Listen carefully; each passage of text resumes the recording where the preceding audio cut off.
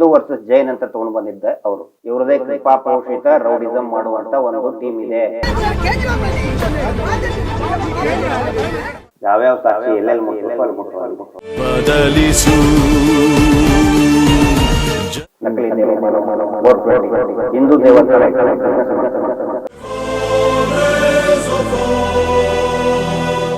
ಧರ್ಮಾಧಿಕಾರಿ ಪೀಠದ ಮೇಲೆ ಆಸೆ ಬಂದಾಗಿದೆ. ಗಿರೀಶ್ ಮಟ್ಟಣ್ಣನವರಿಗೆ ಮತ್ತೆ ಮಹೇಶ್ ಶೆಟ್ಟಿ.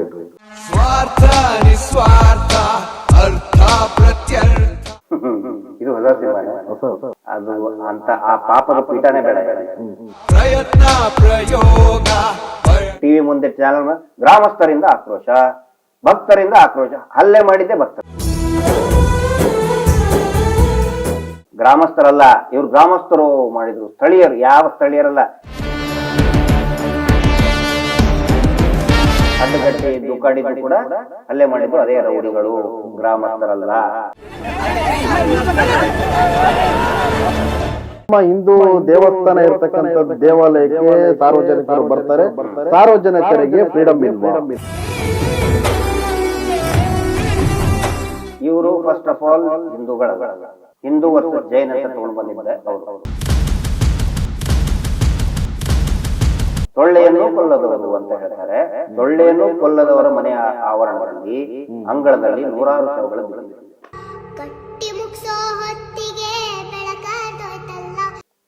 ಎಡಗೈಯಿಂದ ಧರ್ಮ ಮಾಡ್ತೀನಿ, ಬಲಗೈಯಿಂದ ಬಿಸ್ನೆಸ್ ಮಾಡ್ತೀನಿ ಅಂತ ಹೇಳಿದ್ದು ಇದೇ ಮಿಸ್ಟರ್ ವೀರೇಂದ್ರ.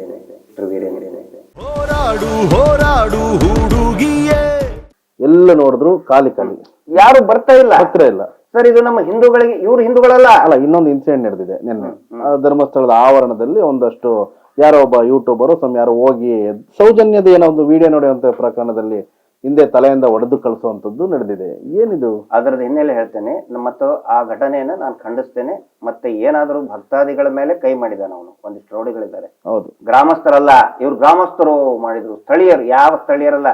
ನನ್ನ ನೇತ್ರಾವತಿ ಹಂತಲ್ಲಿ ಅಂದ್ರೆ ಮಣ್ಣ ಸಂಘದಲ್ಲಿ ಒಂದಿಷ್ಟು ಜನ ಪ್ರಶ್ನೆ ಕೇಳಕ್ ಬಂದಿದ್ರು, ಮುಗಿದು ಕಳಿಸಿದೆ ಅವ್ರಿಗೆ. ಅವರು ಅವರೇ ಮೊನ್ನೆ ಒಂದಿಷ್ಟು ಪಾದಯಾತ್ರೆ ಮಾಡ ಬಂದವರು ಕೂಡ ಅದೇ ರೌಡಿಗಳು.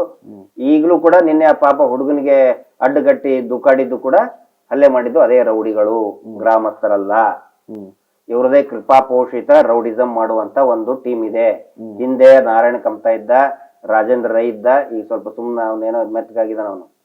ಈಗ ಇನ್ನೊಂದೇ ಹೊಸ ಅವನು ಯಾರು ಧನ್ಕೀರ್ತಿ ಯಾರಿಗೆ ಒಂದಿಷ್ಟು ಗುಂಡಾಗಳಿದಾರಲ್ಲಿ, ಅವ್ರನ್ನ ಇಟ್ಕೊಂಡು ಮಾಡ್ಸೋದು. ಮತ್ತೆ ಟಿವಿ ಮುಂದೆ ಚಾನಲ್ ಗ್ರಾಮಸ್ಥರಿಂದ ಆಕ್ರೋಶ, ಭಕ್ತರಿಂದ ಆಕ್ರೋಶ. ಹಲ್ಲೆ ಮಾಡಿದ್ದೆ ಭಕ್ತರ ಮೇಲೆ. ಹೌದು ಹೌದು, ಅಯ್ಯಪ್ಪ ಸ್ವಾಮಿ ಭಕ್ತರ ಮೇಲೇನು ಹಲ್ಲೆ ಮಾಡಿಸಿದ್ರು. ಗ್ರಾಮಸ್ಥರಿಂದ ಹಲ್ಲೆ, ಏನೋ ಆಕ್ರೋಶ. ಗ್ರಾಮಸ್ಥರಿಂದ ಆಕ್ರೋಶ ಅಂತೆ, ಭಕ್ತರಿಂದ ಆಕ್ರೋಶ ಅಂತೆ. ಅಂದ್ರೆ ಇವರು ಹೆಡ್ಲೈನ್ ಥಂಬ್ಲೈನ್ ಈ ರೀತಿ ಮಾಡ್ತಾರೆ. ಅಂದ್ರೆ ಧರ್ಮಸ್ಥಳ ಪಾಕಿಸ್ತಾನದಲ್ಲಿ ಇಲ್ಲ ಸರ್, ಇಂಡಿಯಾದಲ್ಲೇ ಇರೋದು. ಸೊ ನಮ್ಮ ಹಿಂದೂ ದೇವಸ್ಥಾನ ಇರ್ತಕ್ಕಂಥ ದೇವಾಲಯಕ್ಕೆ ಸಾರ್ವಜನಿಕರು ಬರ್ತಾರೆ, ಸಾರ್ವಜನಿಕರಿಗೆ ಫ್ರೀಡಮ್ ಇಲ್ವಾ? ಇವರು ಫಸ್ಟ್ ಆಫ್ ಆಲ್ ಹಿಂದೂಗಳಲ್ಲ. ಆಮೇಲೆ ಅವ್ರ ಧರ್ಮ ಕಟ್ಕೊಂಡು ನಮ್ಗೆ ಏನೂ ಆಗ್ಬೇಕಾಗಿಲ್ಲ, ಅವಶ್ಯಕತೆ ಇಲ್ಲ. ಆ ನ್ಯಾರೇಷನ್ ಫಸ್ಟ್ ತಗೊಂಡು ಬಂದಿದ್ದೆ ಅವರು. ಹಿಂದೂ ವರ್ಸಸ್ ಜೈನ್ ಅಂತ ತಗೊಂಡು ಬಂದಿದ್ದೆ ಅವರು. ಆ ನಂತರ ಏನು ಕುಟುಂಬ ಇದೆಯಲ್ಲ, ಅವ್ರಿಗೆ ಯಾವುದೇ ಜಾತಿ ಧರ್ಮ ಇಲ್ಲ. ನಿಜವಾದ ಜೈನರು ಆ ತರ ನಡ್ಕೊಳಲ್ಲ. ಸೊಳ್ಳೆಯನ್ನು ಕೊಲ್ಲದವರು ಅಂತ ಹೇಳ್ತಾರೆ.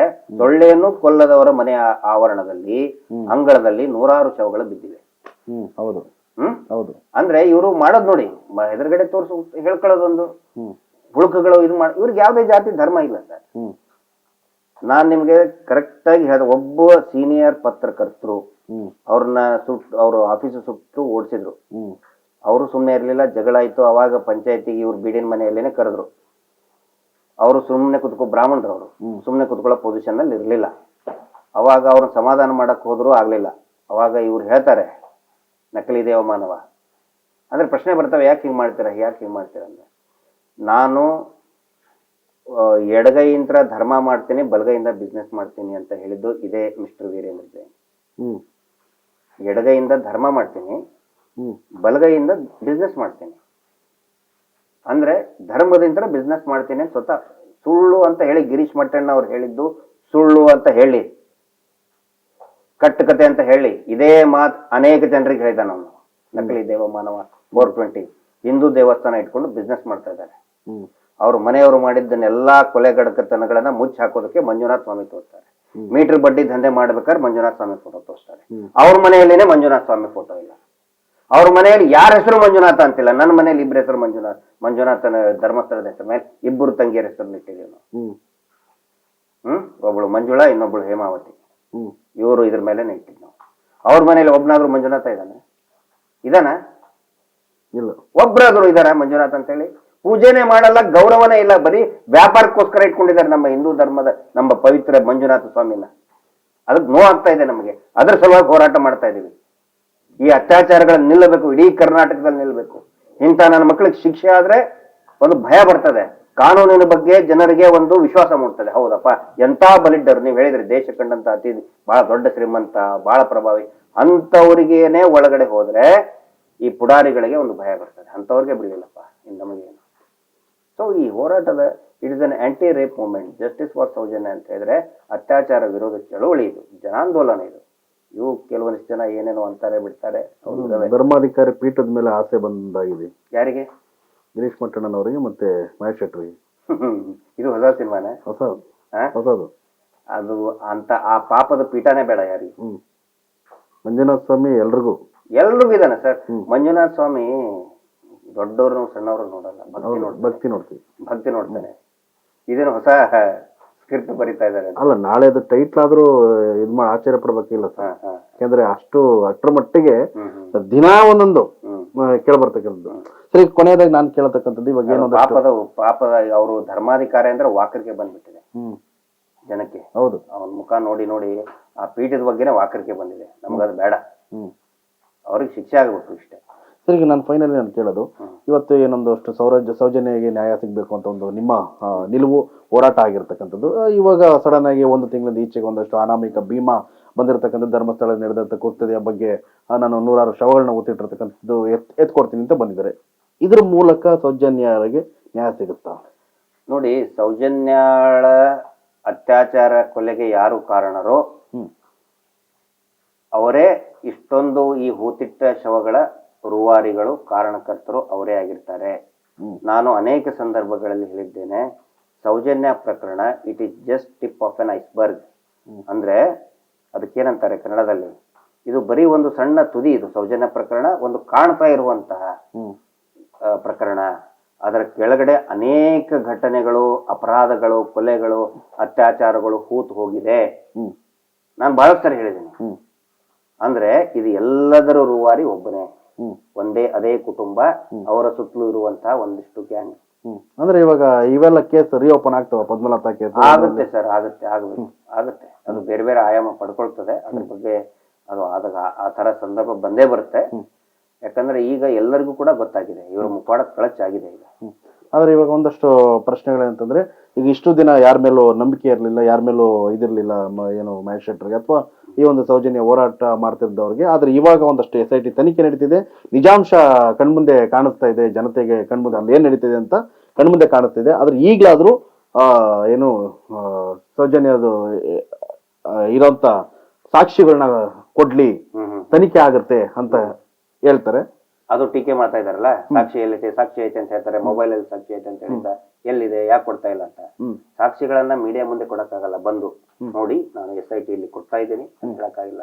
ಯಾವ್ಯಾವ ಸಾಕ್ಷಿ ಎಲ್ಲೆಲ್ಲಿ ಮುಟ್ಬೇಕು ಅಲ್ಲಿ ಮುಟ್ಟುವಾಗಿದೆ. ಸಾಕ್ಷಿ ಇದೆ, ಮುಟ್ಟಿ ಆಗಿದೆ, ಇರೋದೆಲ್ಲ ಕೊಟ್ಟ. ಯಾಕೆ ನನ್ನ ಪ್ರಶ್ನೆ ಅಂದ್ರೆ ಸರ್, ಸೌಜನ್ಯ ಅವರ ತಾಯಿ ಸಾಕ್ಷಿಗಳು ಇಲ್ಲ, ಒಂದು ಎಲ್ಲ ಪೂರ್ತಿ ನಾಶ ಆಗಿದೆ. ಮಾಧ್ಯಮದ ಮುಂದೆ ಅವ್ರು ಏನ್ ಹೇಳ್ಬೇಕು ಅವ್ರು ಹೇಳ್ತಾರೆ. ಪಾಪ ಅವರು ಏನಂತ ಹೇಳಿದ್ರೆ, ಪಾಪ ಅವ್ರಿಗೆ ಗೊತ್ತಿರುವಷ್ಟು ಹೇಳಿದ್ದಾರೆ. ಅವ್ರಿಗೆ ಗೊತ್ತಿಷ್ಟು ಹೇಳಿದ್ದಾರೆ, ಅದೇನು ತೊಂದರೆ ಇಲ್ಲ. ಯಾರಿಗೆ ಮುಟ್ಟಬೇಕು ಅದೆಲ್ಲ ಮುಟ್ಟಾಗಿದೆ. ಸರ್, ಈಗ ಏನ್ ಇವಾಗ ತನಿಖೆ ನಡೀತಾ ಇದೆ. ಇನ್ನೊಂದಷ್ಟು ಈಗ 13ನೇ ಸ್ಥಳದಲ್ಲಿ ಒಂದಷ್ಟು ಸಾಮೂಹಿಕವಾಗಿ ಅಲ್ಲಿ ಹತ್ಯೆ ಮಾಡಲಾಗಿದೆ ಅಂತ, ಸಾಮೂಹಿಕವಾಗಿ ಶವಗಳನ್ನ ಊತಿಕ್ಕಲಾಗಿದೆ ಅಂತ ಭೀಮಾ ಹೇಳಿಕೆ ಆಗಿರುತ್ತೆ.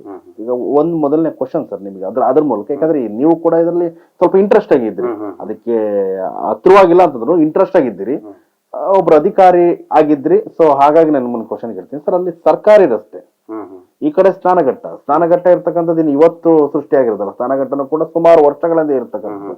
ಈಗ ಇವ್ರು ಬಂದು ಹೇಳ್ತಾ ಇರೋದು 2014 ಈಚೆಗೆ ನಡೆದಂತ ಪ್ರಕ್ರಿಯೆ ಅಂತ ಹೇಳ್ತಾ ಇರೋದು ಯಾರು ಭೀಮಾ ಭೀಮಾ ಸೊ ಅಲ್ಲಿಗೆ ಯಾಕಂದ್ರೆ ನಾವು ನೋಡ್ಕೊಂಡ್ ಬಂದಿರೋದ್ರಿಂದ ಒಂದು 40 ವರ್ಷ 50 ವರ್ಷ ಆದ್ರೂ ಕೂಡ ಜನಗಳು ಯಾವಾಗ್ಲೂ ಇರ್ತಕ್ಕಂಥದ್ದು ಸ್ಥಳ. ಈ ಕಡೆ ಸರ್ಕಾರಿ ರಸ್ತೆ, ಅಸರ್ಕಾರಿ ರಸ್ತೆ ಪಕ್ಕದಲ್ಲೇ ಇದು. ಅದು ಹೇಗೆ ಸರ್ ನಂಬಿಕೆ? ರಾತ್ರಿ ಹಾಕಿರ್ಬೋದು, ರಾತ್ರಿನೇ ಇರ್ತಾರಲ್ಲ ಜನಗಳು. ಅಲ್ಲ ಹಾಕಿರ್ಬೋದು, ಅದ್ರಲ್ಲಿ ಏನು ಈಗ ಅಲ್ಲ ನಾನು ಅನ್ಕೊಂಡಿರೋದು ಗೋಣಿ ಚೀಲದಲ್ಲಿ ತಗೊಂಡ್ರೆ ನಿಮ್ಗೆ ಹೆಂಗ್ ಗೊತ್ತಾಗುತ್ತೆ? ಗೋಣಿ ಚೀಲದಲ್ಲಿ ತುಂಬ್ಕೊಂಡು ಹೋಗಿದ್ರೆ ಹೆಂಗ್ ಗೊತ್ತಾಗತ್ತೆ? ಏನೋ ಒಂದಿಷ್ಟು ತೆಂಗಿನಕಾಯಿ ತುಂಬ್ಕೊಂಡು ಹೋಗ್ತಾ ಇದ್ದಾನೆ ಬಿಡು ಅಂತ ತಿಳ್ಕೊತಾರೆ ಜನ. ದೇವಸ್ಥಾನಕ್ಕೆ ಬಂದವರು ಅದರಲ್ಲಿ ಲಕ್ಷ್ಯ ಇರ್ತದೆ, ಹೌದು, ದೇವರ ದರ್ಶನ ಆಗ್ಬೇಕು, ಸ್ನಾನ ಮಾಡ್ಬೇಕು ಅನ್ನೋ ಲಕ್ಷ್ಯ ಇರ್ತದೆ. ಸಂಶಯ ಇದ್ದವರು ಸಂಶಯ ಅಂತಾನೆ ನೋಡಿದ್ದಾರೆ. ಆನಂತರ ಈ ಭಾಗದಲ್ಲಿ ಇರೋರು ಪ್ರತಿಯೊಬ್ಬರಿಗೂ ಗೊತ್ತಿದೆ, ಅವನೊಬ್ನೆಲ್ಲ ಇನ್ನೊಂದ್ 2-3 ಜನನು ಕೂಡ ಹೂತ್ ಹಾಕ್ತಿದ್ರು ಅಂತ ಗೊತ್ತಿದೆ, ಎಲ್ರಿಗೂ ಗೊತ್ತಿದೆ. ಹೊರಗಿನವ್ರಿಗೆ ಇದು ಒಂದು ವಿಶೇಷ, ಸ್ಥಳೀಯವರಿಗೆ ವಿಶೇಷ ಅಲ್ಲ, ಇದು ಸಾಮಾನ್ಯ. ಸರಿ, ಇದಾದ ಮೇಲೆ ಕಲ್ಲೇರಿ ರಹಸ್ಯ ಬೇರೆ ಅಂತ ಒಂದು ಹೇಳಿಕೆ ಕೇಳ್ಪಟ್ವಿ. ಕಲ್ಲೇರಿ ಅದು ಸತ್ಯನಾ ಸುಳ್ಳು? ಅಂದ್ರೆ ಅದ್ರ ಬಗ್ಗೆ ನಾನು ಏನು ಕಮೆಂಟ್ ಮಾಡಕ್ ಇಷ್ಟಪಡಲ್ಲ. ಅಲ್ಲ, ಮಾಹಿತಿ ನಿಜ ಅಲ್ವಾ ಅದು? ಅಲ್ಲ, ನಿಜ ಅಂತಂತ ಹೇಳಿದ್ರೆ ಅದು ಡೆಡ್ ಬಾಡಿ ಹೊರಗಡೆ ಬಂದ ಮೇಲೆನೆ ನಾವು ಅದ್ರ ಬಗ್ಗೆ ಮಾತಾಡ್ಬೇಕಾಗ್ತದೆ. ಹೊಟ್ಟೆವ್ರು ಏನೇ ಇದ್ರು ಕೂಡ ಈ ಮಾಸ್ ಬರಿಯಲ್ಲೂ ಪ್ರತಿಯೊಂದು ಕೂಡ ನೋಡಿ, ನಾವು ಡೆಡ್ ಬಾಡಿ ಈಗ ಕಳೆ ಬರ ಸಿಕ್ಕ ಮೇಲೆ ಮಾತಾಡ್ತಾ ಇದೀವಿ, ಅದರ್ವೈಸ್ ಮಾತಾಡಿ ಏನು ಉಪಯೋಗ? ಇಲ್ಲಿ ನಾನು ಹೇಳೋದು, ನಾನು ಮಾತಾಡೋದು ಮುಖ್ಯ ಆಗ್ಬಾರ್ದು, ಮಾತು ಮುಖ್ಯ ಅಲ್ಲ, ಪ್ರೊಸೀಜರು ಪ್ರಕ್ರಿಯೆಗಳು ಮುಖ್ಯ ಆಗ್ಬೇಕು. ಯಾವಾಗ ಪ್ರಕ್ರಿಯೆ ನಡೀತದೆ ಅವಾಗ ನಾವು ಮಾತಾಡ್ತೀವಿ. ಈಗ ಕೌಂಟರ್ ಎಷ್ಟು ಜನ ಹೇಗೆ ನೀವು ಕೇಳಿರ್ಬೋದು, ಕೌಂಟರ್ ಮಾಡಿ ಅವ್ರು ಯಾರೋ ಚಾಲೆಂಜ್ ಮಾಡಿದ, ಡಿಬೇಟ್ ಮಾಡಿ, ಅವಶ್ಯಕತೆ ಇಲ್ಲ. ಕೇಳುವಂತ ಪ್ರಶ್ನೆಗಳಿಗೆ ಅಧಿಕಾರಿಗಳಿದ್ದಾರೆ, ಅವರು ಉತ್ತರ ಕೊಡ್ಬೇಕು. ಹೌದು, ಇದರಲ್ಲಿ ಇದು ರಾಜಕೀಯ ಚರ್ಚೆ ಅಲ್ಲ. ಇದು ಇಷ್ಟು ಮಾತಾಡಿದ್ರೆ ಇಷ್ಟು ಓಟ್ ಸಿಗ್ತದೆ, ಇದು ಮಾತಾಡ್ಲಿಂದ್ರೆ ಇಷ್ಟು ಓಟ್ ಕಳ್ಕೊತೀವಿ ಅಂತಲ್ಲ. It is not a political debate. Entire ಇದು ನಡೀತಾ ಇರೋದು ಕ್ರಿಮಿನಲ್ ಕೇಸಸ್ಗಳ ಮೇಲೆ. ಕ್ರಿಮಿನಲ್ ಕೇಸಸ್ಗಳಿಗೆ ಏನ್ ಬೇಕು? ಎವಿಡೆನ್ಸ್ ಬೇಕು, ಮೆಡಿಕಲ್ ಎವಿಡೆನ್ಸ್ ಬೇಕು, ಸರ್ಕಮ್ಸ್ಟೆನ್ಷಿಯಲ್ ಎವಿಡೆನ್ಸ್ ಬೇಕು.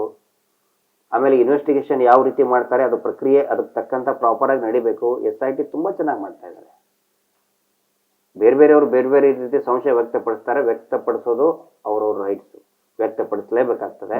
But being ex police officer, ನನಗೆ ಈಗ ಇರ್ತಕ್ಕಂಥ SIT ಟೀಮ್ ಬಗ್ಗೆ ತುಂಬಾ ನಂಬಿಕೆ ಇದೆ. ಬಹಳ ನೀಟಾಗಿ ಹೋಗ್ತಾ ಇದ್ದಾರೆ, step by step, procedure by procedure ಹೋಗ್ತಾ ಇದ್ದಾರೆ. ಸೊ ಖಂಡಿತ ಇದು ಒಂದು ತಾರ್ಕಿಕ ಅಂತ ಹೇಳ್ತಾರೆ. ಸರ್, ಕೊನೆಯದಾಗಿ ಸೌಜನ್ಯ ಹೋರಾಟ ನೀವು ಮಾಡ್ತಿದ್ರಿ, ನಿಮ್ಮ ಮುಂದಿನ ನಿಲುವೇನು? ಇವೆಲ್ಲ ಬೆಳವಣಿಗೆಗಳು ನೋಡಾದ್ಮೇಲೆ ನಿಮ್ಮ ಮುಂದಿನ ನಿಲುವೇನು ಸೌಜನ್ಯ ಹೋರಾಟಗಾರರಾಗಿ? ಅಲ್ಲ, ಅವರು ಒಳಗಡೆ ಹೋಗ್ಬೇಕು. ಈ ಅದರದ ರೂವಾರಿಗಳು ಅವ್ರನ್ನ ಆದಷ್ಟು ಬೇಗ ಜೈಲಿಗೆ ಹಾಕಬೇಕು. ಅದರ್ವೈಸ್ ನಾವು ಎಲ್ಲರೂ ಕೂಡ ಮಾತಾಡ್ತೀವಿ, ಜನರ ಅಭಿಪ್ರಾಯ ತಗೊಂಡು ಮಹೇಶ್ ಶೆಟ್ಟಿ ತಿಮ್ಮರೋಡಿಯವರು ನಮ್ಮ ನಾಯಕರು ತೀರ್ಮಾನ ತಗೊಳ್ತಾರೆ, ಅದಕ್ಕೆ ನಾವು ಬದ್ಧರಾಗಿರ್ತೀವಿ. ಮತ್ತೊಂದು ನಾನು ಜನರಿಗೆ ವಿನಂತಿ ಮಾಡ್ಕೊಳ್ಳೋದು, ಇವತ್ತು ದೊಡ್ಡ ದೊಡ್ಡ ಸ್ಯಾಟಲೈಟ್ ಚಾನೆಲ್ಗಳು, ಸ್ಟೇಟ್ ಸ್ಯಾಟಲೈಟ್ ಚಾನೆಲ್ಗಳು ಏನು ಅತ್ಯಾಚಾರದ ವಿರುದ್ಧವಾಗಿ ಧ್ವನಿ ಎತ್ತಬೇಕಾಗಿತ್ತು ಅದು ಮಾಡ್ತಾ ಇಲ್ಲ. ಕೆಲವೊಂದಿಷ್ಟು, ಎಲ್ಲ ಅಂತ ಹೇಳಲ್ಲ, ಕೆಲವೊಂದಿಷ್ಟು ಒಳ್ಳೆ ರೀತಿ ಅಂತ ಮಾಡ್ತಾ ಇದ್ದಾವೆ. ಇನ್ನುಳಿದದ್ದು ಸ್ಟ್ಯಾಂಡ್ ಏನು ನನಗೆ ಗೊತ್ತಿಲ್ಲ. ಆದರೆ ನಿಜವಾದ ಪತ್ರಿಕಾ ಧರ್ಮವನ್ನ ಪಾಲಿಸ್ತಾ ಇರೋದು ಯೂಟ್ಯೂಬರ್ಗಳು. ದಯವಿಟ್ಟು ಪ್ರತಿಯೊಬ್ಬರಿಗೂ ವಿನಂತಿ ಮಾಡ್ತೇನೆ, ಈ ತರ ಈಗ ಪ್ರಜಾಧ್ವನಿನೂ ಕೂಡ ನಾನು ಗಮನಿಸಿದ್ದೀನಿ, ನಿರಂತರವಾಗಿ ಹೋರಾಟದಲ್ಲಿ, ಅಂದ್ರೆ ನಮ್ಮ ಪರವಾಗಿ ಮಾಡೋದು ಅಲ್ಲ, ಸತ್ಯದ ಪರವಾಗಿ ನಿಂತ್ಕೊಂಡಿದ್ದೀರಿ. ಇಂಥ ಯೂಟ್ಯೂಬ್ಗಳನ್ನ ಎಲ್ಲರೂ ಸಬ್ಸ್ಕ್ರೈಬ್ ಮಾಡ್ಕೊಳ್ಳಿ, ಮತ್ತೆ ಬೆಂಬಲಿಸಬೇಕು. ಬೇಕಂತಲೇ ಈ ಬೈಗಳನ್ನ ಪ್ರಸಾರ ಮಾಡುವಂಥವ್ರನ್ನಾಗ್ಲಿ, ಈ ಆಂಟಿ ಪ್ರೊಪೋಗಂಡಾ ಮಾಡೋರು, ಸುಳ್ಳು ಸುದ್ದಿ ಹಬ್ಸುವಂತ ಚಾನೆಲ್ಗಳನ್ನ ದಯವಿಟ್ಟು ನಂಬಬೇಡಿ, ಎನ್ಕರೇಜ್ ಮಾಡಬೇಡಿ. ಅದರ ಬದಲಾಗಿ ಈ ತರ ಪ್ರಜಾಧ್ವನಿ ಅಂತ ಯೂಟ್ಯೂಬ್ ಚಾನೆಲ್ಗಳನ್ನ, ಸಣ್ಣ ಸಣ್ಣ ಚಾನೆಲ್ಗಳು ಇರ್ಬೋದು, ಬಟ್ ನಿಜವನ್ನ ಬಿಂಬಿಸ್ತಾ ಇದೆ, ಅವು ಎಲ್ಲವುಗಳಿಗೂ ಕೂಡ ತಾವು ಪ್ರೋತ್ಸಾಹ ಕೊಡಬೇಕು ಅಂತ ಎಲ್ರಿಗೂ ನಾನು ಕೇಳ್ಕೊತಾ ಇದ್ದೀನಿ. ಥ್ಯಾಂಕ್ಸ್, ಧನ್ಯವಾದಗಳು ಸರ್.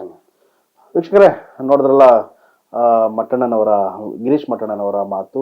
ಒಂದಷ್ಟು ವಿಶ್ವಾಸದೊಂದಿಗೆ SIT ತಂಡದ ಮೇಲೆ ಒಂದಷ್ಟು ವಿಶ್ವಾಸ ಇಟ್ಕೊಂಡಿದ್ದಾರೆ. ನಿಜವಾದ ಅಪರಾಧಿಗಳು ಶಿಕ್ಷೆ ಹಾಗೆ ಆಗುತ್ತೆ ಅನ್ನೋ ಒಂದು ನಿಲುವು ಇಟ್ಕೊಂಡಿದ್ದಾರೆ.